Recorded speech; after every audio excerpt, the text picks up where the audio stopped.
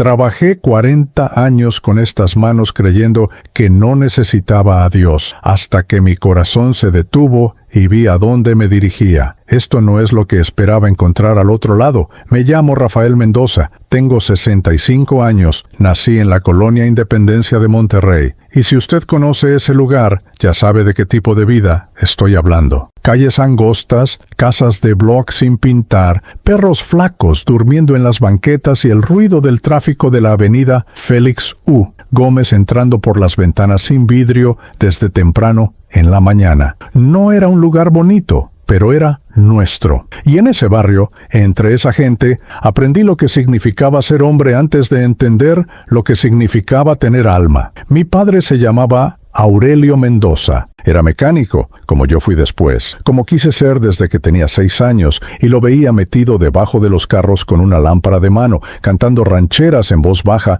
mientras trabajaba. Era un hombre callado, de pocas palabras, pero sus manos decían todo lo que su boca no sabía expresar. Manos gruesas, oscuras de grasa, que nunca descansaban. Aprendí de él que un hombre que trabaja no necesita explicar nada a nadie. Eso me lo grabé muy adentro. Demasiado adentro, descubrí después, mi madre, doña Consuelo, era distinta. Ella sí hablaba, y mucho, pero sobre todo oraba. Todos los viernes por la tarde, arrastraba a mis hermanos y a mí a la iglesia del barrio, una pequeña congregación evangélica que quedaba a 3 cuadras de la casa, con bancas de madera y un abanico de techo que chirriaba durante todo el sermón. No era una iglesia grande ni famosa. Era una iglesia de gente pobre que se reunía a buscar algo que el barrio no podía darles. Mi madre cantaba con los ojos cerrados y las manos levantadas, y yo la miraba sin entender del todo qué era lo que ella encontraba ahí que la hacía llorar de esa manera tan tranquila, como si llorar fuera un descanso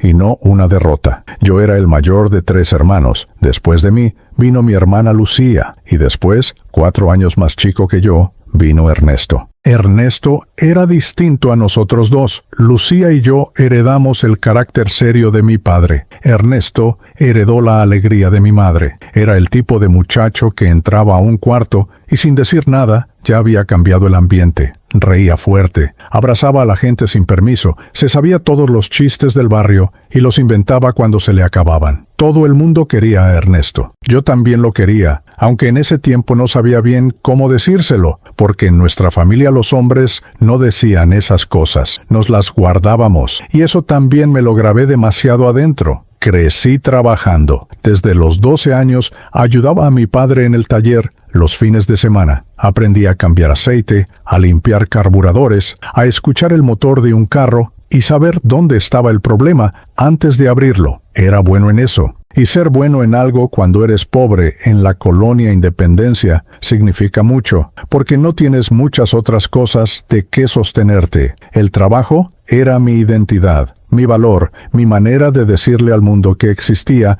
y que valía algo. La iglesia seguía siendo parte de mi vida, pero más por costumbre que por convicción. Iba porque mi madre me llevaba. Escuchaba los sermones con la mente a medias, pensando en algún motor que me quedaba pendiente o en los partidos del domingo. No era que me cayera mal Dios, era que Dios me parecía una cosa de mujeres y viejos, algo para los que no podían resolver sus problemas solos. Yo sí podía, o eso creía. Tenía 18 años cuando empecé a trabajar formal en un taller ajeno, y 22 cuando todo cambió de una manera que no esperaba y que no pedí. Era un sábado por la noche de octubre. Ernesto había salido con unos amigos del barrio, cosa normal, cosa de siempre. Pero esa noche hubo un problema en una esquina que no era la suya, con gente que no era la suya, por razones que nunca terminé de entender del todo. Una pelea, un cuchillo. Y Ernesto, que no tenía nada que ver con nada, que era el tipo de muchacho que se reía de todo y abrazaba a la gente sin permiso, quedó tirado en la banqueta de la calle Moctezuma con una herida que los paramédicos no pudieron cerrar. No voy a describir lo que sentí esa noche. No tengo palabras para eso,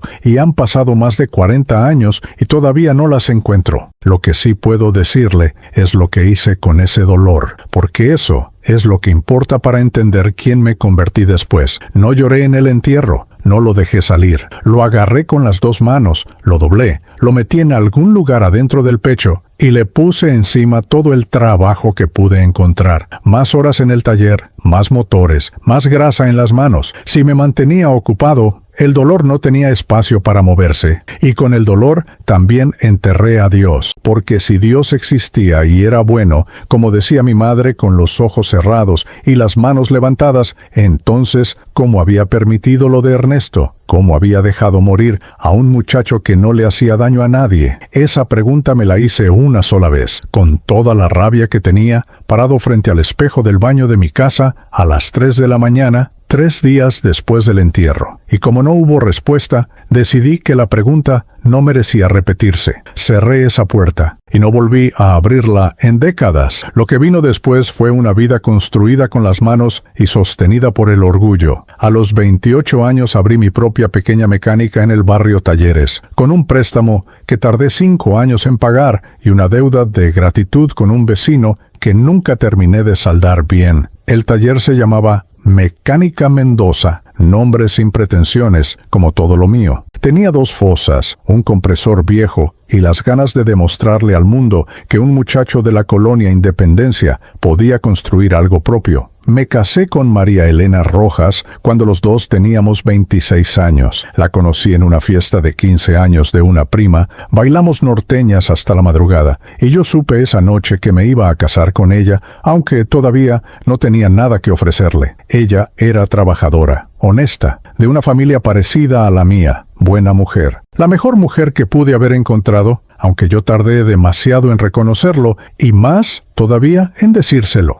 El problema con los hombres como yo es que pensamos que proveer es suficiente, que si el refrigerador tiene comida y los recibos están pagados, estamos cumpliendo. Nadie nos enseñó que una familia también necesita presencia, palabras, miradas. Nadie me dijo que el silencio puede hacerle tanto daño a una esposa como una mala palabra. Bueno, tal vez alguien lo dijo, en algún sermón de esos a los que yo iba a medias, pero yo no estaba escuchando. Así pasaron los años. El taller creció un poco. Llegó Daniel, nuestro hijo, en 1989. La vida seguía, y yo seguía siendo el mismo hombre de siempre, trabajador, cumplidor, orgulloso y completamente cerrado por dentro. Un hombre que había construido todo con estas manos y había enterrado su alma en el proceso sin darse cuenta. Eso era yo antes de aquella tarde de julio, antes de que el corazón dijera, basta. Me cuesta hablar de esta parte, no porque no la recuerde, sino porque la recuerdo demasiado bien. Y cuando uno ha vivido tanto tiempo convenciéndose de que era un buen hombre, sentarse frente a una cámara y decir la verdad completa requiere algo que el orgullo no quiere dar. Pero aprendí, de la manera más difícil que existe, que la verdad no negociada es lo único que libera. Así que voy a contarle exactamente cómo fueron esas décadas, sin adornos y sin excusas. Cuando me casé con María Elena, yo tenía 26 años y una certeza absoluta de que sabía lo que era ser esposo. Lo había visto en mi padre, trabajar, proveer, no fallar en lo económico. Eso era el matrimonio para mí. Un contrato de responsabilidades cumplidas. Si el gas estaba pagado, si había tortillas en la mesa, si los zapatos de la familia estaban en buen estado, yo había cumplido mi parte. Lo demás, los sentimientos, las conversaciones largas, los momentos de ternura, eso me parecía cosa de telenovelas o de hombres que no tenían suficiente trabajo que hacer. María Elena intentó al principio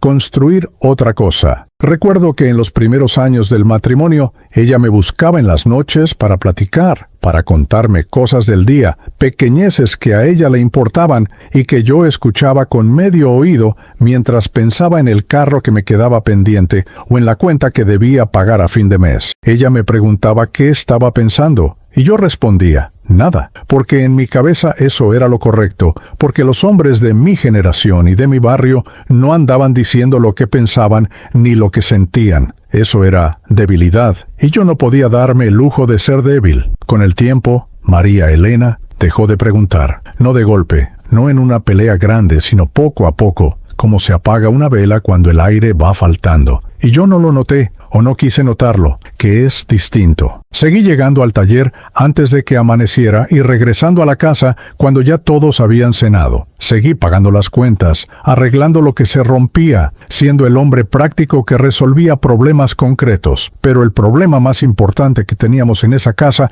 no tenía nada que ver con tuberías rotas ni con carros descompuestos. Era un hombre que no sabía estar presente, aunque estuviera físicamente sentado en el mismo cuarto. Las palabras duras llegaron con los años de acumulación. No soy de los que gritan. Nunca lo fui. Mi daño era más frío que eso. Era el comentario cortante cuando María Elena opinaba algo que yo consideraba equivocado. Era el silencio castigador que podía durar días enteros sin que yo me dignara explicar por qué estaba molesto. Era la manera en que descartaba sus preocupaciones con una sola frase, como si sus miedos fueran una molestia menor que me distraía de cosas más importantes. Una vez, no voy a olvidarlo nunca.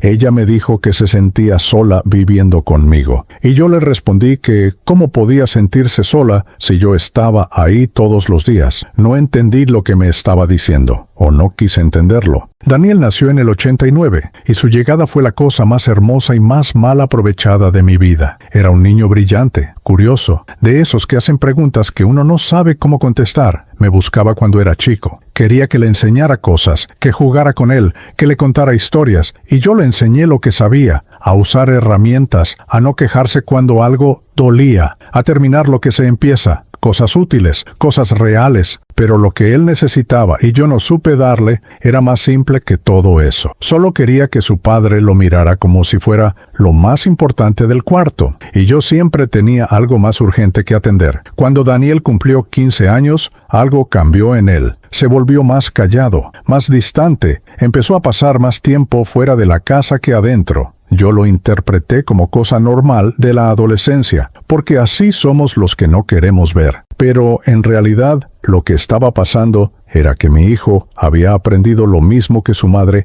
años antes, que buscarme era un esfuerzo que no valía la pena, porque yo siempre estaba, pero nunca estaba del todo. Me dolió su distancia, claro que me dolió, pero en lugar de acercarme, lo dejé ir porque acercarme habría significado reconocer que algo de lo que yo había construido estaba mal, y eso era lo último que mi orgullo estaba dispuesto a admitir. Hubo un año, creo que fue el 2004, que las cosas en el taller se pusieron muy difíciles. La economía andaba mal, los clientes escaseaban. Tuve que dejar ir a uno de mis mecánicos y cargar yo solo con el trabajo de 2 personas. Llegaba a la casa agotado, sin palabras, sin paciencia. María Elena trataba de ayudar, de aligerar la carga en casa, de no añadir problemas a los que ya teníamos. Y yo, en lugar de agradecerle, me volví más áspero todavía, como si su gentileza me irritara, porque me recordaba que no me la merecía. Fue en esa época cuando los vecinos del barrio, los Garza, empezaron a invitarnos a su iglesia. Eran buena gente.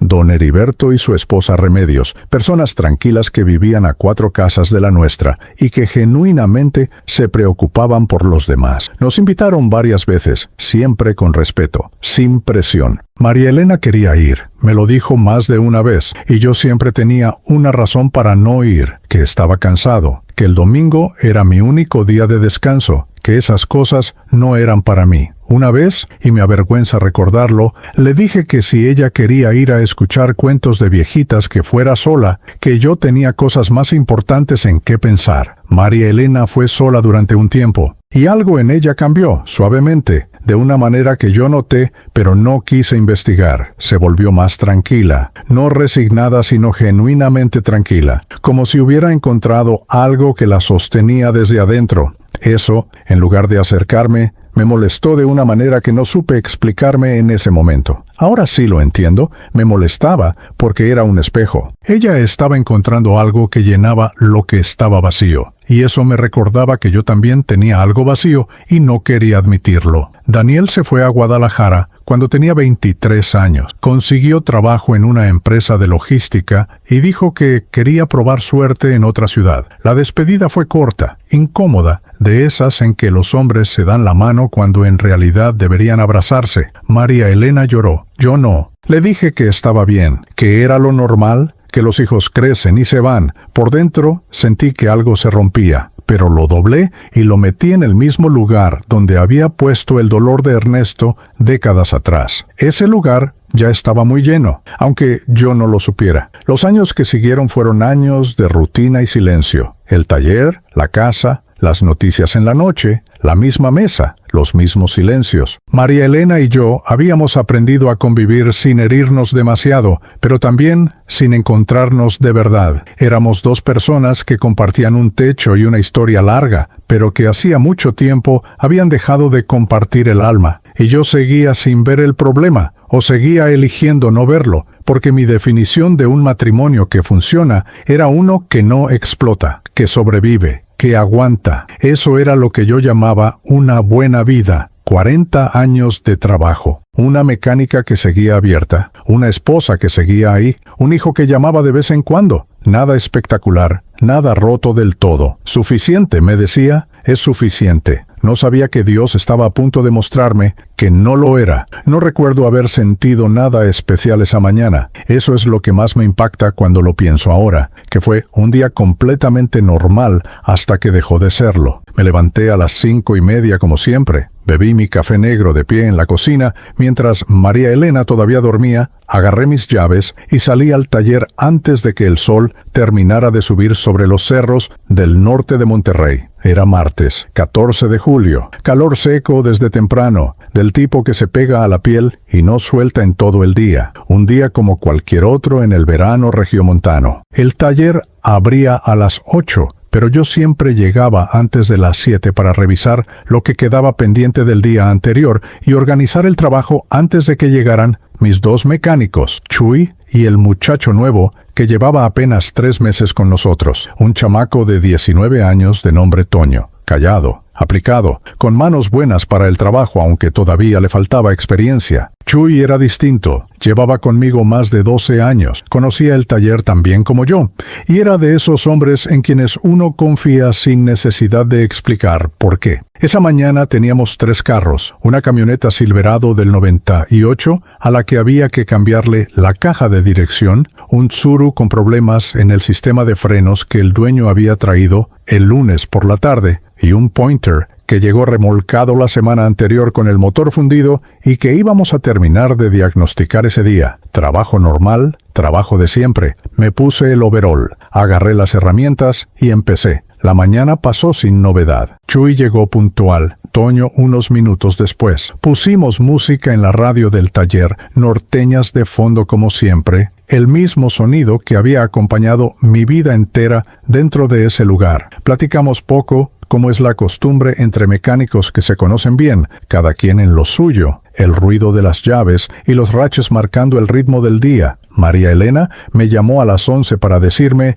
que iba al mercado y preguntarme si quería algo especial para comer. Le dije que lo que ella hiciera estaba bien. Esa fue la última conversación normal que tuvimos antes de que todo cambiara. Al mediodía paré 15 minutos para comer un taco de canasta que vendía un señor que pasaba todos los días por la calle frente al taller. 3 tacos de frijol con chile, una bolsa de agua fresca de Jamaica. Me senté en el banco de madera que tenía junto a la pared del fondo, el mismo banco donde me había sentado miles de veces en 40 años, y comí solo mientras Chuy y Toño salieron a buscar algo en la taquería de la esquina. No sentí nada raro, nada que me avisara lo que se venía. La tarde llegó con más calor todavía. Serían las 3:15, cuando me metí a la fosa para revisar la parte de abajo de la Silverado. La fosa era mi lugar de siempre, un hoyo de 1,5 metros de profundidad debajo del carro donde uno trabaja de pie mirando hacia arriba, rodeado de fierro y aceite y el ruido sordo del tráfico afuera. Llevaba ahí unos 20 minutos cuando sentí la primera señal, una presión extraña en el pecho. No exactamente dolor todavía, sino algo parecido a cuando uno carga un objeto muy pesado y los pulmones piden más aire del que pueden tomar. La ignoré. Los hombres de mi generación ignoran las señales del cuerpo por principio, porque detenerse a atenderlas significa perder tiempo, y perder tiempo significa no cumplir. Pero la presión no se fue. A los 2 o 3 minutos se convirtió en algo diferente, algo que ya no podía ignorar aunque quisiera. Un apretón fuerte en el centro del pecho, como si alguien hubiera metido la mano y estuviera cerrando el puño alrededor del corazón. Me recargué contra la pared de la fosa y traté de respirar despacio. Pensé que era el calor, que era el esfuerzo, que en cuanto descansara unos minutos se me pasaría. Ese fue mi último pensamiento claro antes de que todo se volviera negro. Chuy me encontró. Eso me lo contó María Elena después, porque yo no recuerdo nada de lo que pasó en los minutos siguientes. Me encontró tirado en el piso de cemento junto a la fosa, sin respuesta, con el color del rostro que él describió después como el color de alguien que ya no está. Me gritó, me sacudió. No reaccioné. Le gritó a Toño que llamara a la ambulancia, y él mismo salió corriendo a la calle a parar lo que fuera que pasara, porque en colonias como la nuestra uno no espera sentado cuando alguien se está muriendo. La ambulancia tardó 11 minutos en llegar. Eso también me lo dijeron después. 11 minutos que para Chuy debieron sentirse como una hora, arrodillado junto a mí en el piso de mi propio taller, hablándome aunque yo no respondía, sin saber si estaba viendo morir a su patrón de 12 años ahí tirado, entre el aceite y el cemento. Cuando llegaron los paramédicos me encontraron sin pulso. Empezaron las maniobras de reanimación en el piso del taller antes de moverme, porque mover a alguien en esa condición, sin estabilizarlo, primero puede ser peor que no moverlo. Toño estaba parado en la puerta sin saber qué hacer con las manos, con la cara del color del miedo. Ese miedo que uno siente cuando ve de cerca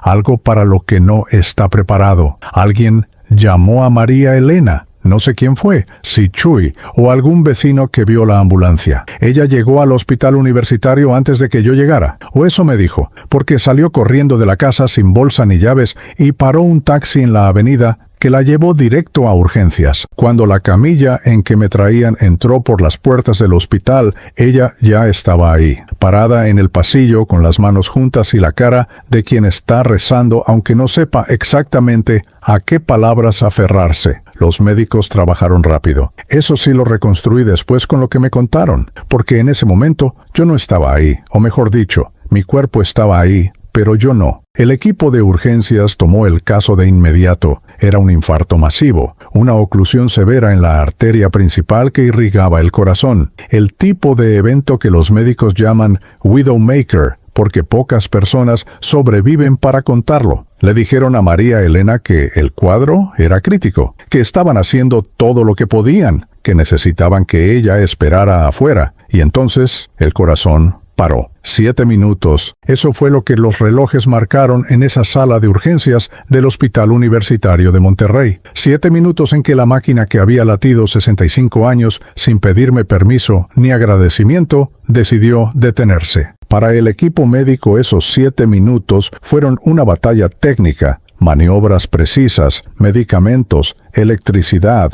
el sonido del monitor que no marcaba nada y los intentos repetidos de devolverle a ese cuerpo viejo y cansado algo que se le había escapado. Para mí, esos 7 minutos fueron algo que ningún reloj puede medir. No voy a contarle todavía lo que ocurrió en ese tiempo, porque necesito que entienda bien desde dónde partí para que entienda a dónde llegué. Lo que sí le digo es que cuando el corazón de un hombre se detiene, todas las cosas que ese hombre usó para no pensar en lo importante también se detienen. El taller se detiene. El orgullo se detiene. Las excusas se detienen. Y lo que queda cuando se quita todo eso, es la verdad desnuda de lo que uno realmente es. Yo era un hombre que había trabajado toda la vida para no tener que mirar hacia adentro. Y en esos 7 minutos, por primera vez en décadas, no tuve más remedio que mirar. Hay cosas que el idioma no alcanza. He pensado mucho en esto desde aquella tarde,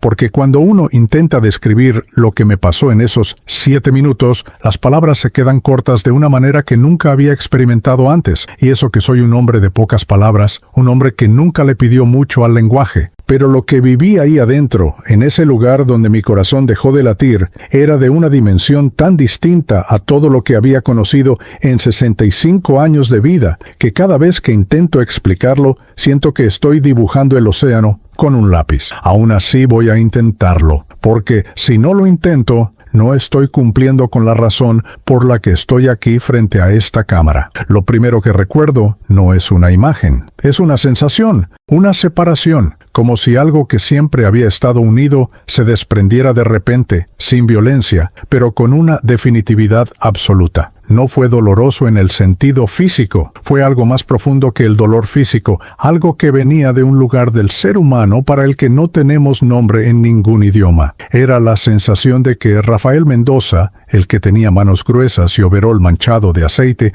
y 40 años de trabajo encima, se estaba quedando atrás. Y lo que continuaba hacia adelante era algo más esencial que todo eso, algo que había existido antes del taller, antes de Monterrey, antes incluso de que Aurelio y Consuelo Mendoza tuvieran un hijo. Y entonces llegó la oscuridad. No era oscuridad como la de un cuarto sin luz, donde uno sabe que si enciende un foco, todo vuelve a aparecer. Era una oscuridad que tenía peso, que tenía textura, que se sentía como una presencia en sí misma y no como simple ausencia de luz. Era densa, opresiva, y lo más perturbador era que parecía consciente, como si supiera que yo estaba ahí y no le importara. Esa indiferencia, esa sensación de ser absolutamente irrelevante en ese lugar, fue lo primero que me rompió por dentro, porque yo había pasado toda mi vida construyendo una identidad sólida, siendo alguien que importaba, el dueño del taller, el jefe, el hombre que resolvía. Y en ese lugar, todo eso no valía absolutamente nada. Empecé a escuchar sonidos, no voces claras al principio, sino ecos, como cuando uno grita dentro de un túnel y el sonido rebota distorsionado desde todas las direcciones. Pero a medida que me fui adentrando, porque sí había movimiento, había una dirección en ese lugar, aunque no hubiera camino visible. Los ecos fueron tomando forma, y lo que reconocí me heló de una manera que el frío físico nunca podría lograr. Eran voces que yo conocía, no de otras personas. Eran mis propias palabras, fragmentos de conversaciones de mi vida entera, regresando a mí desde esa oscuridad, como si ese lugar las hubiera estado guardando durante décadas, esperando el momento de devolvérmelas. Escuché la vez que le dije a María Elena que si se sentía sola, era su problema. Escuché la noche que Daniel, con 12 años, me preguntó si podíamos ir juntos al partido del domingo y yo le dije que tenía trabajo. Escuché el día que don Heriberto Garza me invitó a la iglesia por tercera vez y yo me reí de él en su cara. Escuché la madrugada después de la muerte de Ernesto, cuando me paré frente al espejo y le dije a Dios que no existía o que si existía no merecía mi atención. Cada palabra que había pronunciado con orgullo, o con crueldad, o con indiferencia, estaba ahí, flotando en esa oscuridad, y no había manera de apagarlas, ni de argumentar contra ellas porque eran mías, completamente mías, y ese lugar no aceptaba excusas. Pero lo más devastador no fueron las palabras, fue la comprensión. Porque en ese lugar, y esto es algo que no sé explicar racionalmente, pero que viví con una claridad absoluta, uno entiende las cosas de una manera que en la vida normal no es posible. No es que alguien te las explique, es que de repente las sabes completamente, desde adentro, sin filtros ni justificaciones. Y lo que entendí ahí, de esa manera total e inapelable, fue la dimensión real del daño que había causado. No era solamente que había sido un mal esposo en algunos momentos, o un padre ausente en otros. Era algo más amplio que eso. Era ver, con una claridad brutal, el efecto en cadena de cada decisión que había tomado desde el lugar del orgullo. Ver a María Elena joven, buscándome en las noches con ganas de platicar, y la manera en que cada vez que yo la rechazaba con el silencio o con la indiferencia, iba apagando algo en ella que nunca se encendió del todo de nuevo. Ver a Daniel niño mirándome con esos ojos que todos los hijos tienen, esos ojos que todavía creen que su padre es la persona más importante del mundo. Y el momento exacto en que ese brillo empezó a apagarse, porque entendió que yo nunca iba a estar del todo presente. Ver a Ernesto, mi hermano, no en el momento de su muerte, sino antes, en los últimos meses de su vida, buscando conectar conmigo de las maneras torpes en que los hermanos jóvenes buscan conectar, y yo siempre demasiado ocupado, demasiado serio, demasiado dentro de mi propio mundo para responderle. Y entonces entendí dónde estaba. No llegué a esa conclusión por lo que veía, porque en ese lugar no había imágenes nítidas de llamas ni de figuras reconocibles como las que uno se imagina desde niño cuando le hablan del infierno. Era algo diferente y en cierta manera más aterrador que eso. Era la comprensión absoluta de lo que significa estar completamente separado de Dios, no castigado por Dios, no olvidado por Dios, sino separado, como cuando se corta la única cuerda que sostenía algo sobre el vacío. Y esa separación no era un estado temporal, ni una condición que pudiera modificarse con esfuerzo o con voluntad propia. Era definitiva. Era lo que le esperaba a un hombre que había pasado décadas eligiendo activamente no voltear hacia donde Dios estaba. El miedo que sentí en ese momento no tiene nombre en ningún idioma humano. No era el miedo a que me doliera algo, era el miedo a que eso fuera todo, que esa oscuridad sin salida, esa separación total, ese lugar donde mis propias palabras me perseguían sin posibilidad de defensa, fuera el destino permanente de Rafael Mendoza. Y lo más duro de ese miedo era que en ese lugar yo sabía, con esa claridad total que ya describí, que lo había elegido. Nadie me había empujado ahí.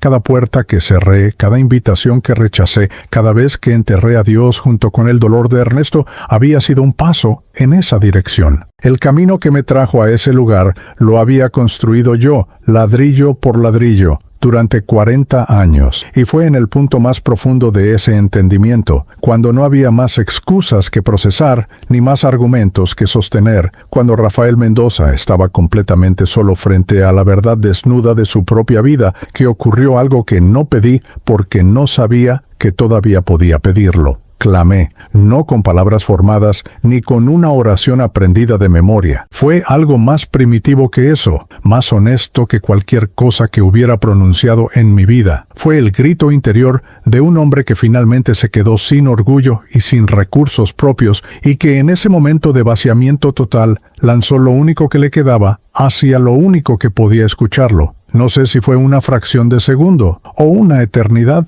El tiempo en ese lugar no funcionaba como aquí. Lo que sí sé es lo que pasó después de ese clamor. La oscuridad no se fue gradualmente, se dio, como cuando algo que estaba ejerciendo presión de repente encuentra una fuerza mayor y se aparta, no porque quiera, sino porque no tiene opción, y en ese espacio que se abrió llegó algo que no voy a poder describir completamente, pero que voy a intentar. No era simplemente luz, aunque había luz, era presencia. Una presencia que tenía peso y autoridad, y al mismo tiempo una compasión tan grande que resultaba casi imposible de sostener para alguien como yo, que había vivido décadas sin recibir ni dar ternura verdadera. No escuché una voz que dijera un nombre, no necesité escucharla. En ese lugar donde todo se sabe de manera completa y sin filtros, supe quién estaba ahí con la misma certeza con que un hijo reconoce a su padre en la oscuridad por el sonido de sus pasos. Era Jesucristo. No el personaje de las estampas de mi infancia,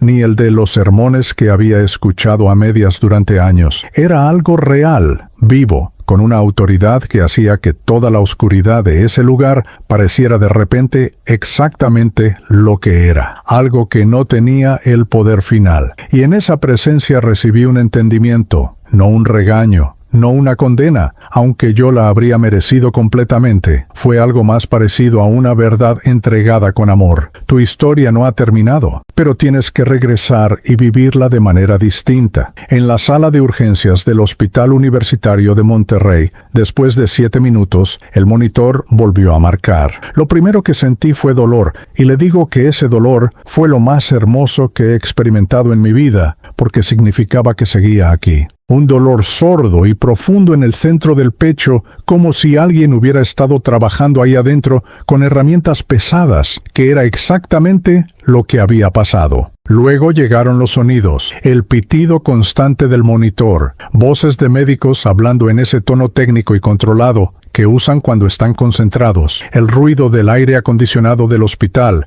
y sobre todo eso, cerca de mi oído derecho, el sonido de María Elena llorando en voz baja, con esa manera suya de llorar que yo conocía desde hacía casi 40 años, y que en ese momento me atravesó el pecho más que cualquier cosa que hubieran hecho los médicos. Abrí los ojos despacio. El techo blanco del hospital, las luces fluorescentes, un médico joven que se asomó sobre mí con una linterna pequeña y me dijo mi nombre en forma de pregunta, como para verificar que yo sabía quién era. Rafael, sí, Rafael Mendoza, 65 años, mecánico, de la colonia Independencia de Monterrey. Todo eso seguía siendo cierto. Pero algo más también era cierto, algo que no cabía en ningún expediente médico ni en ninguna hoja de datos personales. Algo había entrado conmigo de regreso desde ese lugar, o mejor dicho, algo que siempre había estado esperando, finalmente había encontrado la puerta abierta. María Elena estaba sentada junto a la cama, con mis dedos entre los suyos. Cuando me vio abrir los ojos, cerró ella los suyos y movió los labios en silencio. No necesité preguntarle qué estaba diciendo. Lo supe. Llevaba años yendo a esa iglesia del barrio. Llevaba años orando por un esposo que se burlaba de las oraciones. Y en ese momento estaba dándole gracias a Dios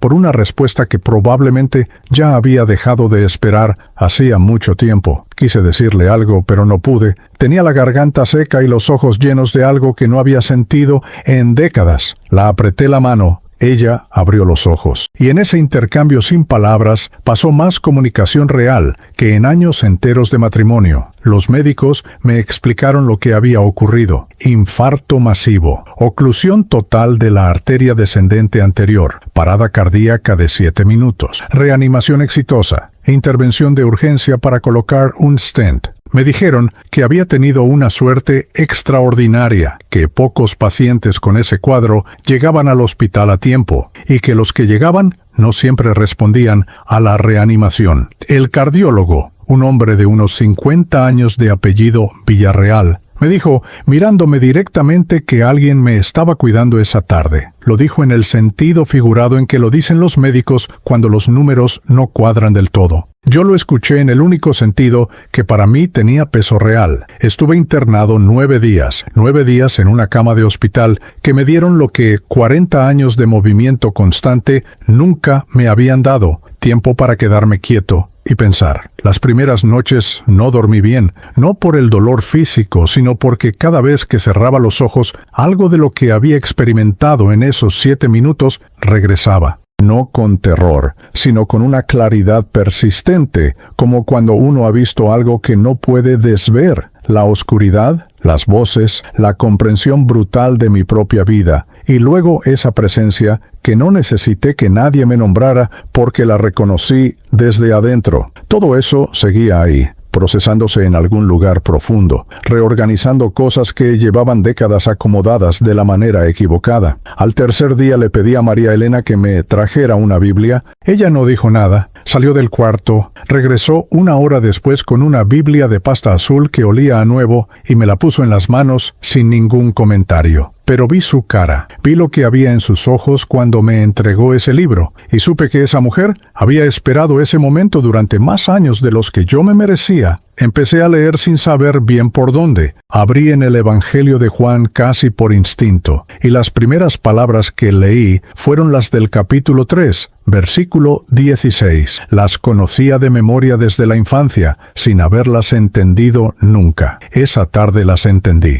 y algo que había estado cerrado durante 43 años, desde la noche en que Ernesto murió y yo le cerré la puerta a Dios frente al espejo del baño, se abrió. Lloré. Solo en ese cuarto de hospital, con la Biblia azul entre las manos y el monitor pitando de fondo, lloré como no había llorado desde que era niño. No fue un llanto de tristeza solamente, fue el llanto de un hombre que ha cargado algo muy pesado durante demasiado tiempo y finalmente lo suelta. Todo lo que había metido en ese lugar adentro del pecho, el dolor de Ernesto, el orgullo de décadas, las palabras duras a María Elena, los años perdidos con Daniel, la rabia vieja contra Dios por una muerte que nunca comprendí. Todo eso salió de una vez, sin orden y sin decoro, y yo lo dejé salir porque por primera vez en mi vida no me importó parecer débil. Esa noche, en ese cuarto del hospital universitario, Acepté a Cristo, sin testigos, sin pastor, sin ceremonia, solo un hombre viejo y roto y agradecido, diciéndole sí a algo que había estado llamando a su puerta durante décadas. Acepté a Cristo no por miedo al lugar que había visto, aunque ese miedo también estaba presente y sería deshonesto negarlo.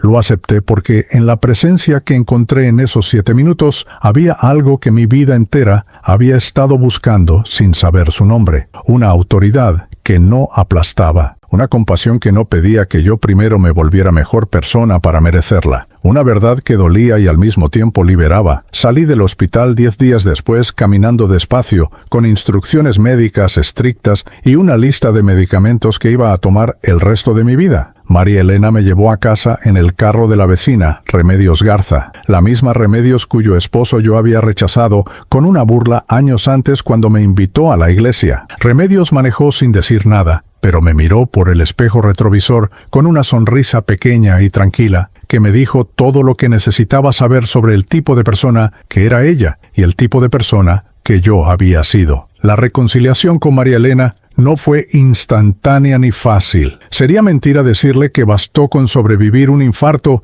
para que 40 años de heridas desaparecieran. Ella me amaba, eso siempre fue cierto, pero el amor no borra las cicatrices, solo les da a las personas las razones para seguir trabajando en ellas. Lo que sí cambió de inmediato fue mi disposición. Por primera vez en décadas, yo quería hablar. Quería escuchar, quería sentarme con ella en la mesa sin el periódico ni el televisor de fondo y preguntarle cómo estaba de verdad, qué sentía, qué necesitaba. Las primeras conversaciones fueron torpes, como cuando uno lleva tanto tiempo sin usar un músculo que los movimientos salen torcidos. Pero seguimos intentándolo, todos los días un poco más. Llamé a Daniel 2 semanas después de salir del hospital. Marqué su número 3 veces antes de dejarlo sonar, porque cada vez que lo intentaba, el orgullo viejo asomaba la cabeza y me decía que esperara a estar más listo, que primero me recuperara mejor, que encontrara las palabras correctas. La 4ª vez lo dejé sonar. Contestó al tercer timbre con esa voz suya